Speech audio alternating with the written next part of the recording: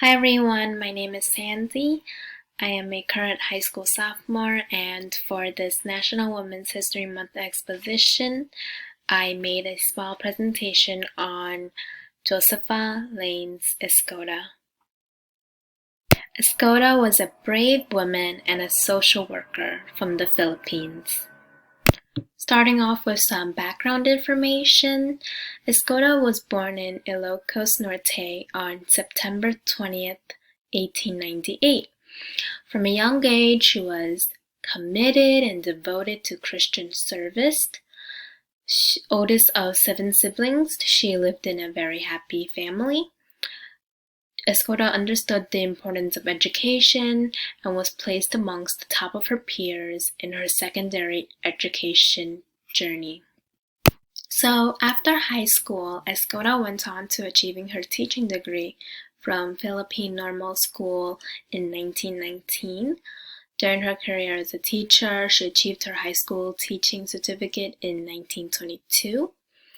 Later on, she became a social worker at the Philippine chapter of Red Cross and was awarded a scholarship to obtain a master's degree in sociology at Columbia University. Escoda was later elected the national president and treasurer of the National Federation of Women's Club, which can also be referred to as the NFWC. Her work in the NFWC consisted of providing resources like nursery classes, sanitation, and adult education to women. Additionally, she was a lead civic activist fighting for women's suffrage in the Philippine government. On Escoda's first trip to the United States in 1925, she was at the Women's International League for Peace. During her trip, she met Antonio Escoda Sr., whom she later married. The two of them had 2 children, Maria and Antonio Jr.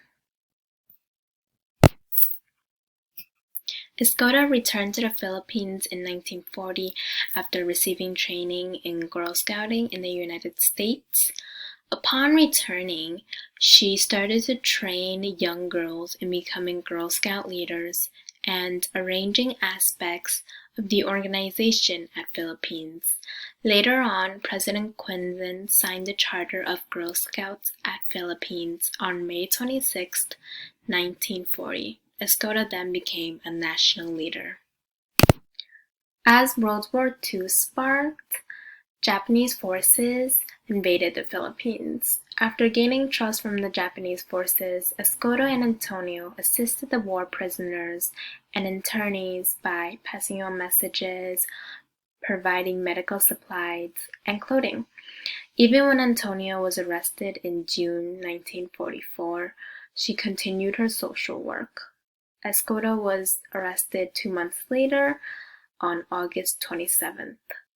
She was imprisoned in Fort Santiago, where Antonio was also imprisoned. Antonio is believed to be executed on December 31st, 1944.